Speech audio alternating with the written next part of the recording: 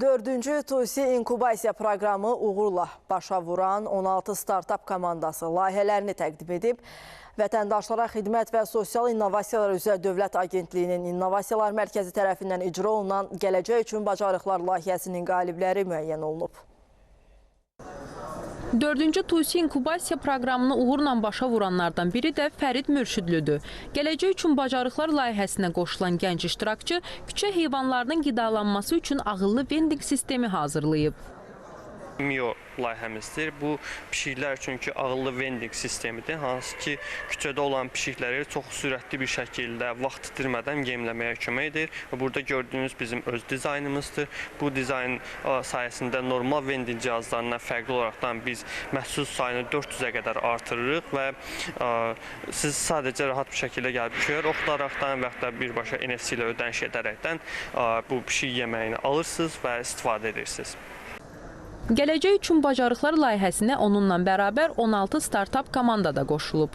Layihəsindən bizim əsas məqsədimiz təhsili interaktivləşdirməkdir. Bu yolda ilk adımı coğrafiyanı atdıq və düzəltdiyimiz oyun modeli vasitəsilə biz ona yaxın müxtəlif oyunları oynaya bilərik burada və beləliklə şagirdlər həm əylənib, həm də öyrənə biləcək. Biz artıq dərsdə olan maraq çatışmamazlığını aradan qaldırıb öyrənməni daha effektiv eləmək istəyirik. Gələcək üçün Bacarıqlar layihəsinə Bakı Ali Neft Məktəbinin tələbələri hazırladıkları satış məsləhətçilərini əvəz edən tətbiqlərini təqdim etdilər. Sizi SOCAR-ın Bakı Ali Neft Məktəbi ailəsinin tələbələri olaraq xoş gördük. Layihəmiz haqqında qısa məlumat verək. Layihəmiz elektron cihaz mağazalarındakı satıcıları əvəz edir bir növ. WisePick vasitəsilə texniki biliklə asılı olmayaraq istənilən alıcı büdcəsinə və ehtiyacına uyğun mobil cihazı asanlıqla seçə bilir. Düşünün ki, kiçik bir büdcəniz var və mobil cihaz almaq axtarırsınız. O zaman sizin o kiçik büdcənizlə ehtiyacınız qarşılayacaq mobil cihazda sadəcə WisePick seçə bilər. Dördüncü TUSİ inkubasiya proqramı çərçivəsində ən yaxşı 3 layihəyə InnoLand İnkubasiya və Akselerasiya Mərkəzinin rezidenti olmaq imkanı yaradılıb. Çıxış edən 16 startapdan 10-unun xidməti eyni zamanda texnoloji həlləri özündə süni intellekti ehtiva edir.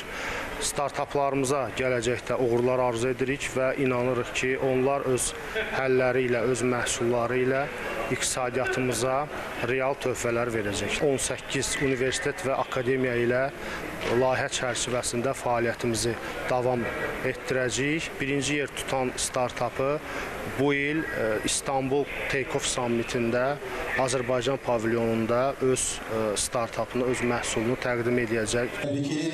Vətəndaşlara xidmət və sosial innovasiyalar üzrə Dövlət Agentliyinin İnnovasiyalar Mərkəzi tərəfindən icra olunan Gələcək üçün Bacarıqlar layihəsinin Demo Day tədbirində 5-ci inkubasiya proqramı elan edildi. Layihəyə yeni qoşulan ali təhsil müəssisələri ilə vətəndaşlara xidmət və sosial innovasiyalar üzrə Dövlət Agentliyinin arasında innovasiya mühitinin inkişafına dair əməkdaşlıq memorandumu imzalandı.